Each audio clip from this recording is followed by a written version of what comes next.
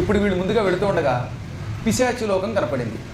భూని శరీరాలతో అస్థిపంజరాలతో మన విఠలాచార్య వారి సినిమాలో అస్థిపంజరాలు లాంటి వాళ్ళు కొంతమంది ఓహో ఓహో అంటూ నమశివాయ అంటూ తిరుగుతున్నారు.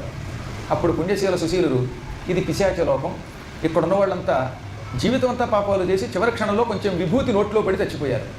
దానివల్ల మహాపాపాలు కొంత పోయి ఈ పిశాచ లోకంలో కొంతకాలం ఉంటారు. వచ్చే జన్మలో వీళ్ళంతా భూలోకంలో శివాలయంలో నేల తుడిచేవాళ్ళుగానో, నీళ్లు మోసేవాళ్ళుగానో, పత్రి ఎత్తి బయట పారబోసేవాళ్ళుగానో, మొత్తం మీద ఆలయంలో పరిచారకులుగా పుడతారట. పిశాచ జన్మ ఎత్తినవాడు నెక్స్ట్ అవుతారనమాట. గుళ్ళు ఉద్యోగాలు వస్తాయి, స్లీపరు ఇలాగే ఉంటాయి కదా, ఆ పోస్టులన్నీ వస్తాయి. ఆ జన్మలో అక్కడ భగవంతుడికి సేవ చేసి మళ్ళీ వాళ్ళు తరిస్తారు. అందుకే ఆలయంలో తుడవడం, ఆలయంలో మనం సేవ చేయటం పరమపుణ్యం అంటే. గుళ్ళోకి వెళ్ళగానే వీలుంటే తుడవండి. కొంతమంది గుళ్ళోనే కాపురం పెడతారు, చచ్చినా అక్కడ నుంచి ఒక పువ్వు తీసి బయటాడు, జీవితంలో చీపురు కట్టేసుకోవడం. ఇంకెందుకంటే గుళ్ళో ఉన్నవాటే వాడు రోడ్డు మీద ఉన్నవాటే, ఎందుకు ఆ బతుకు కూడా బతికినా.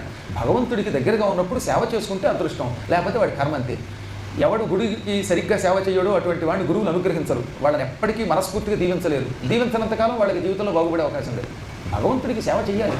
నేను చేయట్లా, నేను ఎప్పుడు మా గుడికి నేను అస్తమానం ఉండడం కుదరదాయి. ఇప్పుడు అర్చక స్వామి వారు కూడా ఒకసారి నాతో వచ్చేస్తాడాయి. ఆ వచ్చినప్పుడు పనివాళ్ళు ఎంత తుడిచినా నేను వెళ్ళాక మళ్ళీ నేను చీపురు కట్టేసే తుడుస్తాను. ఊళ్ళో ఉన్నంత వరకు ఆ పీఠానికి వెళ్ళినప్పుడు మా అమ్మవారికి, మా నవగ్రహాలకి చీపురు కట్ట వేసి తుడుస్తాను. అక్కడ తుడుస్తున్నాను కాబట్టి భగవంతుడు నాకేమో